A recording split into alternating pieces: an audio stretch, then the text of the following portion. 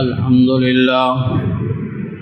لله نحمده ونستعينه ونستغفره ونؤمن به ونتوكل عليه ونعوذ بالله من شرور أنفسنا ومن سيئات أعمالنا من يهده الله فلا مضل له ومن يضلل فلا هادي له وأشهد أن لا إله إلا الله وحده لا شريك له وأشهد أن محمدا عبده ورسوله أرسله بالحق بشيرا ونذيرا وداعيا إلى الله بإذنه وسراجا منيرا أما بعد فإن خير الحديث كتاب الله وخير الهدي هدي محمد صلى الله عليه وسلم وشر الأمور محدثاتها وكل محدثة بدعة وكل بدعة ضلالة وكل ضلالة في النار فأعوذ بالله السميع العليم من الشيطان الرجيم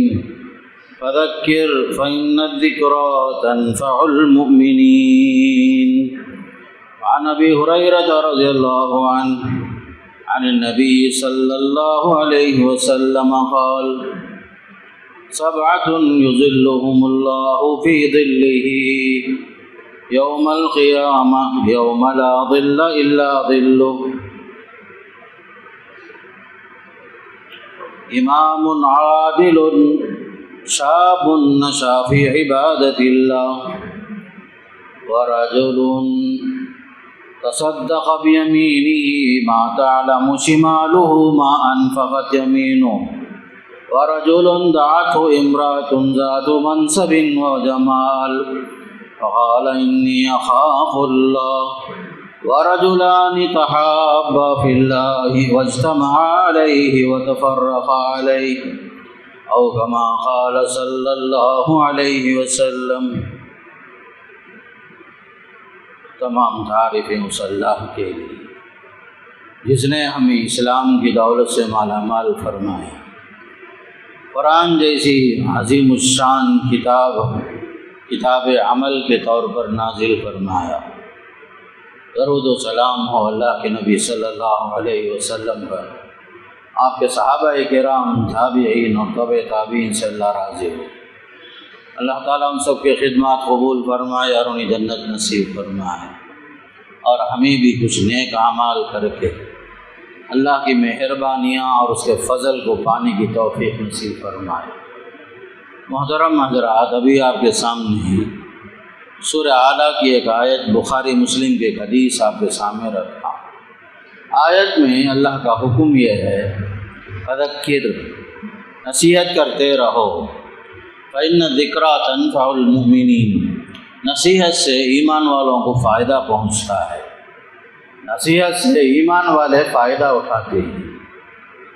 اور حدیث میں آتا ہے، اللہ کے نبی علیہ السلام فرماتے ہیں: 7 خوش نصیب لوگ ایسے ہوں گے جو قیامت کے دن اللہ تعالیٰ کے سائے میں انہیں سایہ ملے گا، جس دن کے کوئی سایہ نہیں ہوگا. لوگ ترس رہے ہوں گے، پریشان ہوں گے، بھاگ رہے ہوں گے، اپنے اپنے گناہوں کی وجہ سے پسینے میں ڈوبے ہوئے ہوں گے، اپنے اپنے گناہ کے حساب سے کوئی گردن تک کوئی پسینے میں ڈوبا ہوا ہوگا، کوئی جو ہے کمر تک.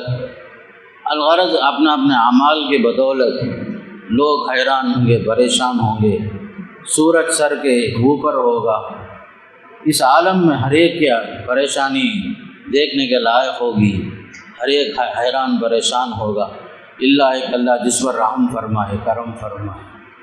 اب اس حدیث میں 7 خوش نصیبوں کا جو تذکرہ ہے، بظاہر دیکھنے میں مرد حضرات معلوم ہوتے ہیں، ایسا نہیں ہے. ساتھ میں مرد بھی مراد ہیں، عورت بھی مراد ہیں، اس لیے کہ جن سے اعلیٰ کا ذکر ہوتا ہے تو جن سے اسفل عورت خود بخود شامل ہو جاتی ہے. مومنین کے اندر مرد بھی شمار ہیں، عورت بھی شمار ہیں، اس لیے یہ حدیث بہت اہم ہے. پہلی بات جو بتائی گئی، جن خوش نصیبوں کو اللہ تعالیٰ اپنے سائے میں جگہ دے گا، امام عادل فرمایا، حکمران، انصاف پسند حکمران جو اپنے رعایا کے ساتھ، اپنے ماتحتوں کے ساتھ اچھا سلوک کرتا ہے، ہو سکتا ہے کہ اسلامی حکومت کے حکمران بھی مراد ہیں اس سے۔ جہاں اسلامی حکومت نہیں ہے تو وہاں پر جو ہے ہر وہ ذمہ دار شخص جو اپنے ماتحتوں کا مسئول ہے، وہ عورت بھی مسئول ہے جو گھر کی ذمہ دار ہے، تو اپنے ماتحتی میں گھر کے حساب سے پورے ذمہ داری اپنے سر پر لے کر گھر کی ذمہ داری سنبھالتی ہے، اس کے اندر بھی انصاف چاہیے، مرد ہو یا عورت۔ جہاں ذمہ داری آتی ہے تو ذمہ داری صحیح طور پر نبھانا، تو ایسے لوگوں کو خوشخبری دی گئی جو انصاف پسند ہیں، کہیں پر کسی پر ظلم نہ ہو، زیادتی نہ ہو، حق کے خلاف کوئی آواز نہ اٹھائے، حق کا ساتھ دے، حق کے لیے جینا، حق کے لیے مرنا، ضعیف کا ساتھ دینا، ضعیف کو خاص طور پر اس کا حق دلانا، مظلوم کی حمایت کرنا، مظلوم کی نصرت، مظلوم کی مدد کرنا، یہ سب جو ہیں ذمہ داروں کا اہم کارنامہ ہوتا ہے۔ امام عادل کے اندر ہر وہ شخص جسے اللہ نے کوئی بھی ذمہ داری دی، اس کے ماتحتی میں لوگ کام کر رہے ہیں، چاہے وہ کمپنی کا مالک ہو یا گھر کا بڑا ہو یا کسی بڑے ادارے کا ذمہ دار کیوں نہ ہو، وہ جو انصاف پسند ہونا چاہیے، ہر ایک کے ساتھ انصاف کا معاملہ، کسی کے ساتھ زیادتی نہ ہو، رنگ کی بنیاد پر، نسل کی بنیاد پر، وطن کی بنیاد پر یا اپنے خاندان کی بنیاد پر، رشتے کی بنیاد پر کسی قسم کی زیادتی نہ ہو، ہر ایک کے ساتھ انصاف، ہر ایک کے ساتھ اچھا سلوک، یہ جو ہے سب سے اہم صفت بیان کی گئی۔ امام عادل، جو انصاف پسند حاکم ہے، انصاف پسند ذمہ دار ہے، یہاں تک کہ باپ بھی اس میں ذمہ دار ہے، اپنے بچوں کے ساتھ انصاف کرنے والا، ماں جو اپنے بچوں کے ساتھ اچھا سلوک کرنے والی، اپنی بیٹی اور بہو میں فرق نہیں کرنے والی، ایسا نہیں کہ جب بیٹی کو جو ہے اپنے دوسرے انداز سے دیکھے اور بہو کے ساتھ کوئی اور سلوک کرے، بالکل اپنی بہو کو جو نوکرانی سمجھے، اس کے اوپر ظلم کرے، زیادتی کرے، یہ انصاف کے خلاف ہو جاتا ہے۔ اس لیے یہ حدیث بہت بڑی جامع حدیث ہے، مردوں سے بھی خطاب ہے، عورتوں سے بھی خطاب ہے۔ اللہ نے جسے بھی جو بھی ذمہ داری دی، اپنے اپنے ماتحتوں کے معاملے میں اللہ سے ڈرنا چاہیے، اسی لیے کہ قیامت کا دن آنا برحق ہے، گناہوں کی سزا برحق ہے، اور کوئی دن جو ہے انسان کا ایسا نہ گزرے کہ آدمی سوچے بغیر رہ جائے کہ مجھے تو مرنا ہی ہے۔ ہر حال میں آپ کو مرنا ہے اور حساب و کتاب دینا ہے، اس لیے یہ تصور ہمیشہ ہمارے ذہن میں رہے۔ آج کا دن گزر جائے گا، لیکن کل کا دن جو آنے والا ہے وہ کوئی اسے ٹال نہیں سکتا، کل حقیقت میں انصاف ہوگا، آنے والا جو کل ہے اس میں صحیح معنی میں انصاف ہوگا، کہیں ظلم نہ ہو، زیادتی نہ ہو۔ اس لیے سب سے پہلی صفت ہر اس شخص کے لیے ہے جو حاکم ہو، ذمہ دار ہو، یا اپنی جگہ میں بڑے عہدے پر ہو، منصب پر ہو، یا باپ کی ذمہ داری پر ہو، ماں کی ذمہ داری پر ہو، خاندان کے بڑے کی حیثیت سے ہو، اس کے لیے انصاف چاہیے، ہر ایک کے ساتھ انصاف ہونا چاہیے، چھوٹوں کے ساتھ شفقت، بڑوں کا احترام، بڑوں کی عزت، ساری چیزیں۔ دوسرا شخص جسے اللہ تعالیٰ کے پاس خاص سائے میں جگہ ملنے کی خوشخبری دی گئی، فرمایا رجل، ایک ایسا آدمی ہے، ذکر اللہ خالیا ففاضت عیناہ، اللہ کو یاد کر رہا ہے تنہائی میں بیٹھ کر، اس کی آنکھیں آنسوں سے لبریز ہیں۔ اللہ کو یاد کر رہا ہے تنہائی میں بیٹھ کر، گناہوں کو یاد کر رہا ہے، آخرت کو یاد کر رہا ہے، اور اپنے گزرے ہوئے ایام میں جو گناہ ہوئے ہیں اسے یاد کر کے اللہ کے پاس معافی مانگ رہا ہے۔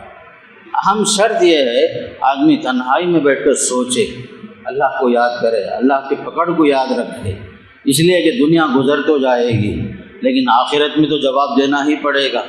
اسی لیے ایسے آدمی کو مبارکبادی دی جا رہی ہے، وہ شخص قابل مبارکباد ہے۔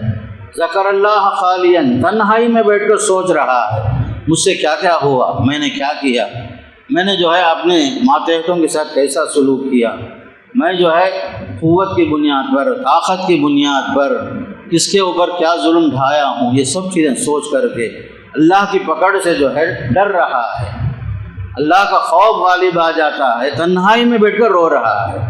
یہ ہے آدمی جو تنہائی میں بیٹھ کر رونے کی بڑی فضیلت حدیث میں آئی تھی۔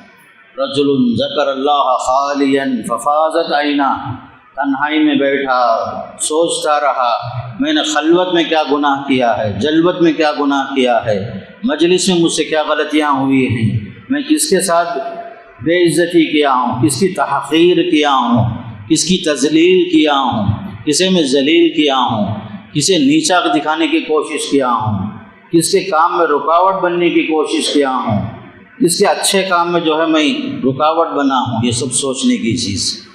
جب آدمی بیٹھ کر سوچے، اللہ کو یاد کرے، اس کی پکڑ سے کوئی بچ نہیں سکتا۔ ان بطش ربک لشدید۔ جب اللہ کا ڈر اس کے دل میں غالب آ جاتا ہے، بیٹھ کر تنہائی میں سوچتا ہے، روتا ہے، تب جو ہے یاد کرو، تب جو ہے اس کی آنکھوں سے آنسو بہتی ہیں۔ ندامت کے آنسو بہنا، ندامت کے جو آنسو ہوتے ہیں بڑے مؤثر ہوتے ہیں۔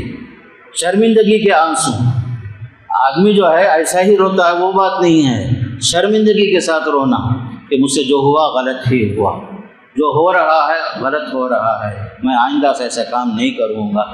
اللہ سے معافی مانگتا ہے، توبہ استغفار کرتا ہے، اور آنکھیں آنسوؤں سے لبریز ہیں۔ تنہائی میں بیٹھ کے اللہ کو یاد کرنا، ذکر و اذکار کیوں نہ ہو، خاص کر کے جب آدمی کچھ دیر بیٹھ کر اپنے بارے میں سوچتا ہے، ہر آدمی اس کے گناہوں بھی کا اندازہ بھی اسے ہوگا، اس کی نیکیوں کا بھی اندازہ ہوگا۔ یہ تنہائی میں بیٹھ کر سوچنے کی چیز ہے۔ ہر آدمی سوچے کہ میں کتنا نیک کام کیا ہوں، مجھ سے کتنی غلطیاں ہوئی ہیں، میں کس کے کام میں جو ہے اچھا کارنامہ اچھے کارنامے انجام دیا ہوں، میری وجہ سے کس کی زندگی بنی ہے، کس کی زندگی بگڑی ہے۔ یہ سوچنے کی چیز، اس لیے کہ اللہ کے پاس جواب دینا ہے۔ کوئی چیز اللہ کے پاس چھوٹنے والی نہیں ہے، اس لیے بندہ جو ہے اللہ کو یاد کرے، اللہ کا عذاب برحق، اللہ کے عقاب سے آدمی جو ہے ڈرتے رہے، اللہ کو یاد کرے۔ یہ بہت اہم چیز ہے۔ رجل ذکر اللہ خالیا ففاضت عینا، آنسو بہا رہا ہے اللہ کی یاد میں، اس کی پکڑ کے خوف سے آنسو بہا رہا ہے۔ تیسرا آدمی ہے شاب نشا فی عبادت اللہ، نوجوان ہے، پوری زندگی عبادت میں، اللہ کی عبادت میں گزار دیا، حالانکہ جوانی میں بہکنے کے راستے بہت ہیں، غلط راستے پہ جانے کے امکانات بہت ہوتے ہیں، غلط راستے پہ جانے کے امکانات بہت ہیں، لیکن آدمی جو ہے جوانی کی حفاظت کر رہا ہے۔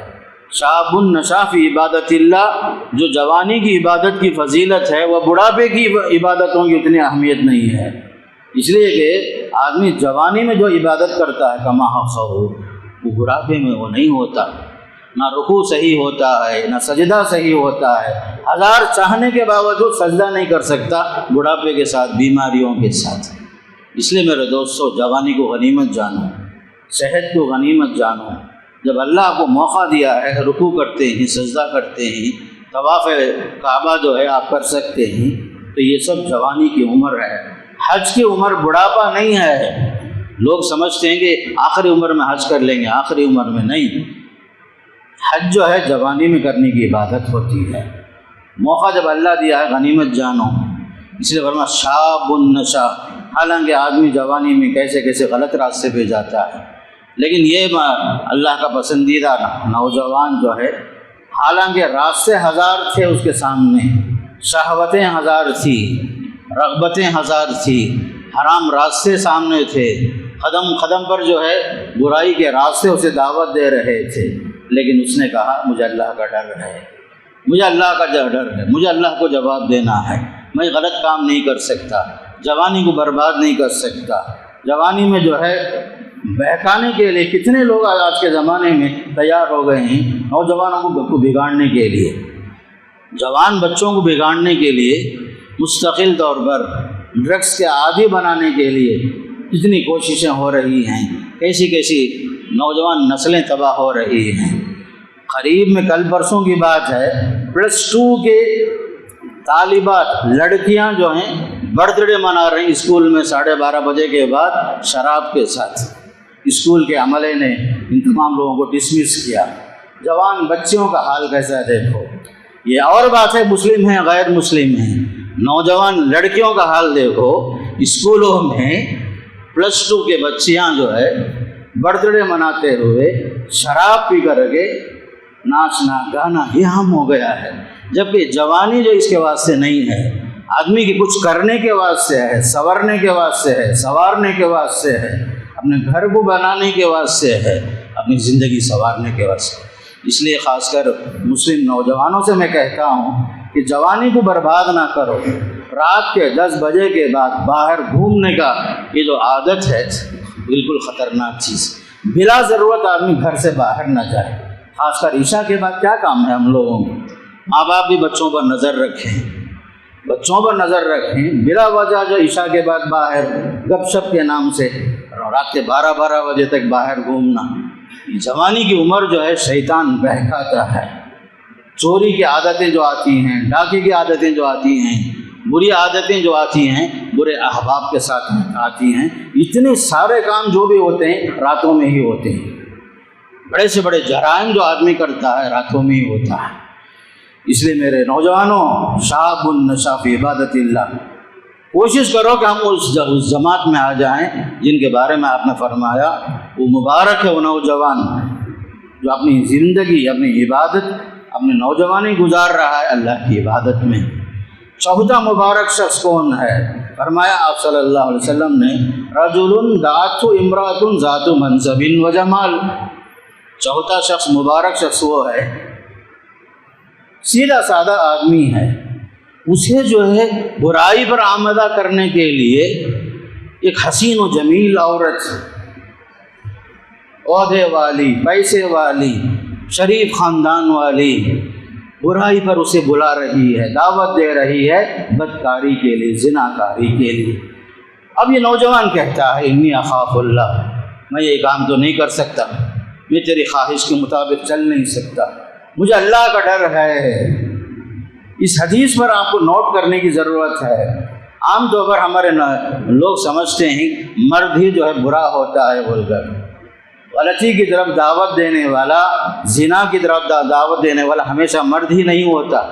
یہ حدیث بتا رہی ہے کہ زنا کی طرف دعوت دینے والی عورت بھی ہوتی ہے، اور وہ بھی کون؟ ذات منصب و جمال، اچھے عہدے والی، خوبصورت ہے، حسین و جمیل ہے، خاندان میں اونچا نام ہے۔ لا حول ولا قوت الا باللہ۔ میں یہ نہیں بول رہا ہوں کہ سارے لوگ ایسے، نعوذ باللہ من ذالک، ایسے اچھے لوگوں میں بھی اس طرح کی عادت ہوتی ہے کہ برائی میں ملوث کرنے کے لیے مردوں کو دعوت دینا، دعوت زنا دینا۔ میں کیسے بولوں؟ خود قرآن میں ہے۔ حضرت یوسف علیہ السلام کو کس نے جو برائی پر آمادہ کیا؟ یوسف علیہ السلام کو کس نے دعوت دی؟ مصر کے جو بادشاہ تھا وقت کا، اس کی بیوی جو ہے شوہر کے ساتھ غداری کرتے ہوئے یوسف علیہ السلام کو برائی پر آمادہ کر رہی تھی۔ جب حضرت یوسف علیہ السلام نے انکار کیا، دروازہ بند کر لی، اس نے دروازہ بند کر کے کہہ رہی ہائی تلک، چلو میری خواہش پوری کرو، نعوذ باللہ من ذالک۔ آپ نے فرمایا معاذ اللہ، میں اللہ کی پناہ چاہتا ہوں، میں یہ کام نہیں کر سکتا۔ یوسف علیہ السلام کے ساتھ ایسا ہوا۔ جب حضرت یوسف علیہ السلام نے انکار کیا، اس عورت نے جو ہے حضرت یوسف کو بدنام کرنے کی کوشش کی، یہاں تک کہ مصر کے اندر عورتوں میں بات پھیل گئی کہ عزیز مصر کی بیوی جو ہے برگلانے کی کوشش کی، یوسف علیہ السلام ان کے پھندے میں نہیں پھنسے۔ آخر کار ایک دعوت ہوتی ہے، عزیز مصر کی بیوی مصر کے پوری عورتوں کو دعوت دے کر کے، کھانے پینے کی دعوت دے کر، فروٹ رکھ کر، چاقو رکھتی ہے فروٹ کاٹنے کے واسطے، اور درمیان میں جو ہے یوسف علیہ السلام کو بلا رہی ہے۔ آپ درمیان سے آتے ہیں، گزرتے ہیں، تو عزیز مصر کے علاوہ جتنی عورتیں تھیں، یوسف علیہ السلام کی خوبصورتی کو دیکھ کر سب کو سب فریفتہ ہو گئے۔ وہ لوگ جو ہیں حضرت یوسف کو دیکھتے دیکھتے فروٹ کاٹنے کے بجائے اپنے ہاتھ کاٹ لیے۔ وَقَطَّعْنَ أَيْدِيَهُنَّ، قرآن کہتا ہے، میں نہیں بول رہا، قَطَّعْنَ أَيْدِيَهُنَّ، ہاتھ کاٹ لیے۔ آخر کار مجبور ہو کر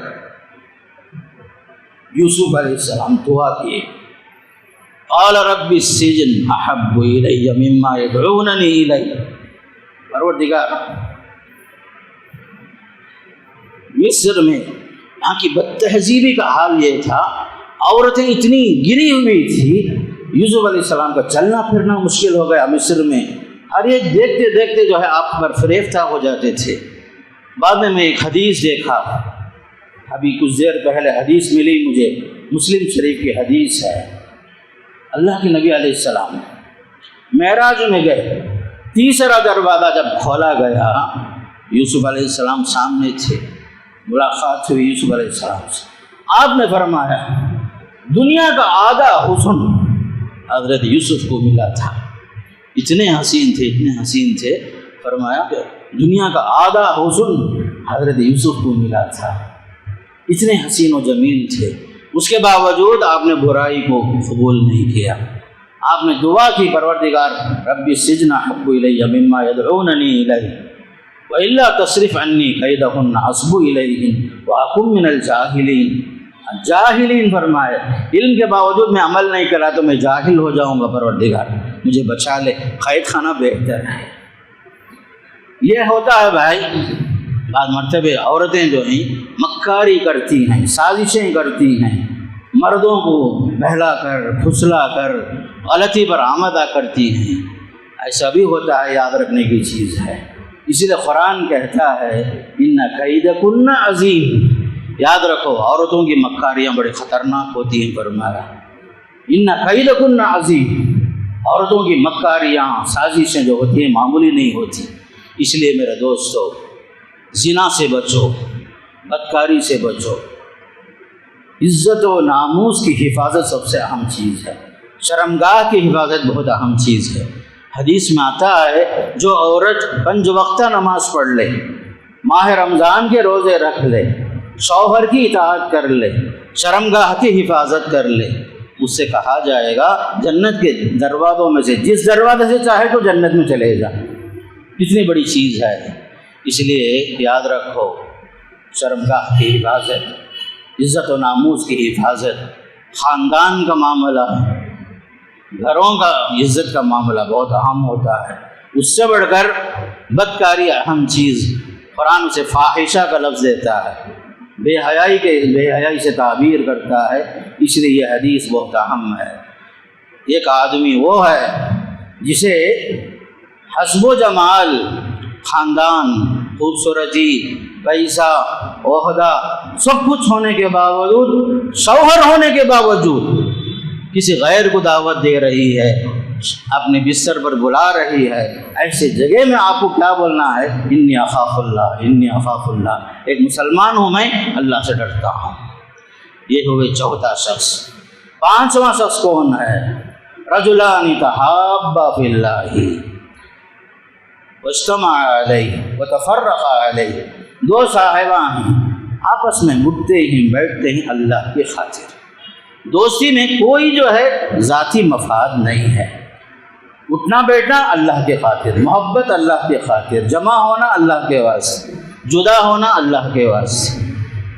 تو ایسی دوستی کی ضرورت ہے آج کے زمانے میں جو بغیر کسی مفاد کے ہو، انہیں میری جماعت کا آدمی، میری خاندان کا آدمی، میری بستی والا، میرا وطن والا، نہیں۔ رجلان تحابا فی اللہ، محبت کرو اللہ کے واسطے۔ جتنے مادی مفادات ہیں، لوگوں کے حسابات ہیں، یہ سب بیکار ہیں میرے دوست۔ دینداری پیدا کرو اپنے اندر، دوستی، دشمنی، ہر چیز اللہ کے واسطے رکھو۔ اگر آپ کو کسی سے دوستی ہے اللہ کے خاطر ہو، دشمنی ہے اللہ کے واسطے ہو۔ محض وہ میرے خاندان کا ہے، ہمارے بچہ ہے، اگر اس سے کہ اس کے اندر 1000 برائی ہے وہ جو میں اس کی تائید کروں گا، یہ غلط ہے۔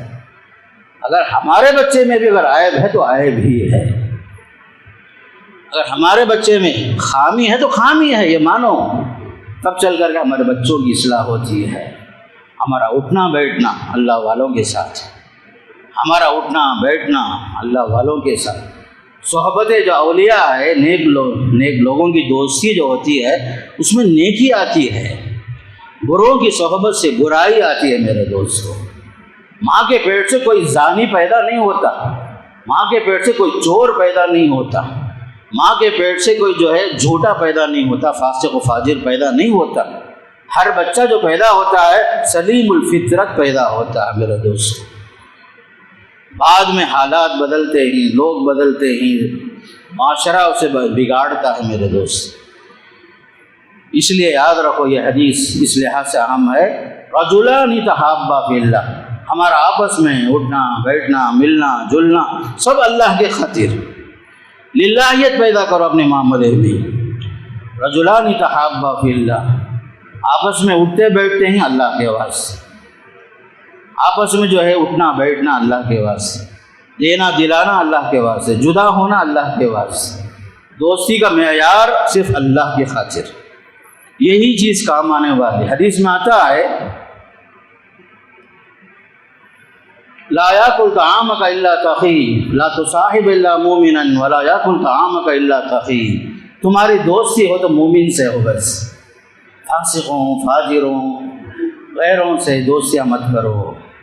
لا تصاحب الا مومنا، تمہاری دوستی کس سے ہو؟ مومن سے ہو، جو آپ کو دیکھے تو فوراً جو ہے آپ کو اللہ یاد آئے، آپ کو جو ہے نیکی پر چلائے، نیکی کے راستے پر آپ کو رکھے۔ اس لیے تمہارا جو ہے دوستی کا معیار ایمان والوں کے ساتھ ہونا چاہیے۔ پھر فرمایا ولا یاکل طعامک الا تقی، تمہارے دسترخوان پر کون کھائے؟ متقی لوگ کھائے، پرہیزگار لوگ کھائیں۔ ایرے غیرے کو بلا کر کھلانے کے بجائے اللہ والوں کو کھلاؤ، متقیوں کو کھلاؤ، پرہیزگاروں کو کھلاؤ، اس میں آپ کو نیکی ملے گی۔ ہم لوگ جو ہیں دعوت میں بھی جو دکھاوے کا کام کرتے ہیں، دعوتوں میں بھی جو ہے ایرے غیرے کو دعوت دینا عام ہو گیا ہے۔ ایک غریب بیچارہ ہے، کوئی اسے پوچھنا بھی نہیں چاہتا، بلکہ حدیث میں آتا ہے ولیمے میں بدترین ولیمہ وہ ہے جس میں مالداروں کو بلایا جاتا ہے، غریبوں کو دھکے مار کے باہر نکال دیا جاتا ہے۔ ولیمے میں بدترین ولیمہ، دعوتوں میں بدترین ولیمہ وہ ہے جہاں صرف لوگوں میں سلیکٹڈ لوگ بلائے جاتے اور غریبوں کو دھکے مار کے بھگایا جاتا ہے۔ یہ نہیں ہونا۔ آپ اگر حیثیت والے ہیں، خاص کر ذرا فقراء کا بھی لحاظ رکھو، مساکین کا لحاظ رکھو، تمہارے مساکین کے کھانے کی وجہ سے برکت ہوگی میرے دوست۔ آپ یاد رکھو، جو بیچارہ پہلے سے بھوکا ہے، خالی پیٹ ہے، وہ کھائے گا تو آپ کو دعا دے گا۔ جس کا پیٹ پہلے سے بھرا ہوا ہے وہ آپ کو دعا نہیں دے گا، نقص نکالے گا، کمزوریاں پیدا کر کے بولے گا آپ کو اندر۔ جو بھوکا ہے اسے کھلاؤ، بھوکے کو کھلانا یہ اسلام کی دعوت ہے۔ اس لیے اتنی بڑی بات بتائی گئی، ولیمے میں بدترین ولیمہ وہ ہے جس میں خاص مالداروں کو، حیثیت والوں کو بلایا جاتا، فقیروں کو بھگایا جاتا ہے۔ پھر اور ایک صاحب کا ذکر آیا، رجل تصدق بیمینہ لا تعلم شمالہ ما انفقت یمینہ، چھٹا آدمی وہ ہے جس نے صدقہ خیرات تو کیا، اتنی رازداری سے کیا کہ سیدھا ہاتھ سے کیا دیا بول کر بائیں ہاتھ کو خبر نہیں، رازداری سے کیا، وہ بھی دکھاوے سے بچنے کے واسطے کیا وہ بیچارہ۔ تو یہ آدمی قابل مبارک بات ہے۔ فرمایا رجل تصدق بصدقۃ اخفاها، بعض روایتوں میں آتا ہے چھپاتا ہے، چھپا کے دے رہا ہے، معلوم بھی نہیں ہونا۔ ایسا نہیں کہ چار آدمی کے سامنے لے بھائی، ایسا بھی نہیں، بالکل رازداری کے ساتھ ہاتھ میں رکھ کے چلا گیا۔ حضرت عائشہ صدیقہ رضی اللہ عنہ کی مثال دیکھو، اپنے ایک خاص آدمی کے ذریعے سے ایک مستحق آدمی کو صدقہ بھیجتے ہیں، وہ بھی کہا بولتے ہیں ہاتھ میں دینا نہیں، تکیے کے نیچے رکھ کر آ جاؤ، معلوم بھی نہیں ہونا، اور یہ بھی نہیں بولنا فلاں بھیجے فلاں بھیجے، یہ سب ضرورت بھی نہیں۔ رازداری اہم ہے بھائی، ایسا نہیں کہ ہم لوگ صدقہ نہیں کر رہے ہیں، کرتے ہی، لیکن صدقے کے اندر بھی جو ہے رازداری اہم شرط ہے، رازداری اہم شرط ہے میرے دوست۔ صدقہ جو ہے بالکل رازداری سے ہونا، ریاکاری کا اندیشہ نہیں ہونا، دکھاوے کا اندیشہ نہیں ہونا، میرا نام آنا وہ بھی نہیں ہونا۔ بعض حضرات جو ہے کوئی کام کرنا چاہتے ہیں، پہلے کیا چاہتے ہیں؟ میرا نام ہم بورڈ میں لکھ دیں گے، آپ پوچھتے بورڈ میں آنا ہمارا نام، میں ہاؤس بنا کے دیتا ہوں، لیکن جو ہے ہمارے بابا کا نام آنا کیا فائدہ؟ رازداری اس لیے کہ آپ کا معاملہ اللہ سے ہے، اللہ دے گا، لوگوں کو معلوم ہونا کیا فائدہ؟ یہ مت کرو اللہ کے واسطے۔ اسی لیے ہماری پرانی کہاوت ہے، آپ لوگ پڑھے ہوں گے، اسکول کے بچوں میں پڑھایا جاتا وہ زمانے میں، نیکی کر دریا میں ڈال، نیکی کر دریا میں ڈال۔ یہ بالکل صحیح بات ہے، معلوم بھی نہیں ہونا کسی کو، بالکل جو ہے سائلنٹ، بالکل پن سائلنٹ، معلوم بھی نہیں ہونا۔ یہ چیز بڑی اہم چیز ہے، صدقہ خیرہ سب رازداری کے ساتھ ہونا۔ آپ اللہ کے بندوں کا تعاون کرنا چاہتے ہیں، لیکن رازداری اہم شرط ہے، اس میں کسی کو کوئی خبر نہیں ہونا، یہ سب سے اہم چیز ہے۔ اور اس میں ایک اہم شخص وہ بھی ہے، رجل قلبہ معلق بالمساجد، ساتواں آدمی ہے جس کا دل جو ہے مسجد سے اٹکا ہوا ہے۔ دل جو ہے ہمارا مساجد سے لگا رہنا۔ جمعہ پڑھ لیے بھائی، عصر کی فکر آپ کو ہونا، عصر پڑھ لیے مغرب کی فکر ہونا، مغرب پڑھ لیے عشاء کی فکر ہونا، دنیا کا ہزار کام صحیح، گھر میں جنازہ صحیح، گھر میں بچی کی رخصت صحیح، گھر میں ہمارا بزنس کا ہزار معاملہ صحیح، نماز کا ٹائم ہو گیا، قصہ ختم۔ عربوں میں ہے بھائی یہ چیز، عربوں میں یہ خوبی ہے، ہزار خامیاں عربوں میں میں گنا سکتا ہوں، لیکن اس خوبی کا جواب آپ دے نہیں سکتے۔ جو اہمیت نماز کی عربوں میں ہے، ہمارے عجم کے اندر وہ چیز نہیں ہے میرے دوستوں، الا ماشاء اللہ، الا ماشاء اللہ۔ رجل قلب معلق بالمساجد، نماز کا وقت آیا، نماز، دنیا کے ہر کام سے کہو کہ مجھے نماز پڑھنا ہے، نماز سے بڑھ کر کوئی بڑا کام نہیں ہمارے واسطے۔ اس لیے یہ حدیث میں ہمارے واسطے کا اہم پیغام یہ ہے، آپ نمازی بنو، 5 وقتہ نمازی بنو، آپ کی نماز میں کوئی فرق نہ آئے، 5 وقتہ نمازی بنو، باجماعت پڑھنے کی کوشش کرو، خاص کر کے جماعت کے ساتھ نماز پڑھنے کی کوشش کرو جہاں تک ہو سکے۔ نماز باجماعت کی اہمیت ہے۔ ایک بڑی مصیبت جو دیکھ رہا ہوں ہمارے مساجد میں، کہیں بھی دیکھتا ہوں، سلام پھیرنے کے بعد دیکھو 1.5 صف 2 صف 3 صف مسبوقین کی، جمعے کی نماز سے چھوڑ کر۔ یہ عادت نہیں ہے، اچھی چیز نہیں ہے میرے دوست، کبھی کبھی ہو جائے تو ہو جائے بھائی۔ ہر مسجد میں ہر نماز کے بعد مسبوقین کی تعداد ہے، یہ جو ہے اچھی چیز نہیں ہے۔ آپ کو معلوم ہے نماز کا وقت مقرر ہے، ہمارے پاس 1:15 بجے ہے، کسی کے پاس 1:30 بجے، وہاں چلے جاؤ، کوئی بات نہیں۔ آپ پیچھے آ کر کے 1 رکعت پاؤ، 2 رکعت پاؤ، باقی 2 رکعت مسبوق ہو جاؤ، مسبوق ہونا اچھی عادت نہیں۔ پوری نماز باجماعت پڑھو، آپ کا جو دل مسجد سے لگا ہوا ہو، اس لحاظ سے وقت جو ہے آپ کو محفوظ، آپ کے دل میں محفوظ ہونا چاہیے، چاہے سفر میں ہو نماز، حضر میں ہی تب بھی نماز، بیماری میں ہی تب بھی نماز، پریشانی میں ہی تب بھی نماز، بارش نہیں ہو رہی ہے تب بھی نماز، زور سے ہوا چلی تب بھی نماز۔ شریعت میں جو نماز کی جو اہمیت ہے آپ دیکھتے چلے جاؤ، قرآن اور حدیث میں جتنی اہمیت نماز کی آئی، اور سب سے پہلے قیامت کے دن جس میں سوال ہوگا وہ نماز ہی ہے میرے دوست۔ اس لیے یہ آخری بات، رجل قلب معلق بالمساجد، یہ 7 چیزوں میں کم از کم جو ہے مجھے بھی دیکھنا، آپ کو بھی دیکھنا ہے، میرا تعلق یہ 7 میں سے میں کس میں ہوں۔ میں شروع سے جو بتایا آپ کو، میں امام عادل سے لے کر شاب نشأ فی عبادت اللہ، رجل تصدق بیمینہ والی بات، 7 کا جو تذکرہ ہوا، کم سے کم جو ہے وہ 7 میں سے 7 بھی نہ ہوں، کم از کم 1 میں سے تو ہم آ جائیں۔ اس لیے کوشش کرو، انفرادی طور پر کوشش کرو، اللہ کو یاد کر کے کچھ دیر، ہمیشہ جو اپنے گناہوں کو یاد کر کے اللہ کے سامنے رو کر اپنی اصلاح کی کوشش کرو، جہاں تک ہو سکے اللہ سے توفیق طلب کرنا، خاص کر توفیق اللہ سے مانگے بغیر نہیں ملتی ہے چیز، اللہ سے توفیق طلب کرنا ہے، تب چل کر کے اللہ کی نصرت بھی شامل حال ہوگی۔ اللہ مجھے بھی اور آپ کو بھی سننے سے زیادہ، بولنے سے زیادہ عمل کی توفیق نصیب فرمائے۔ اقول قولی ھذا استغفر اللہ لی ولکم ولسائر المسلمین من کل ذنب فاستغفروہ انہ هو الغفور الرحیم۔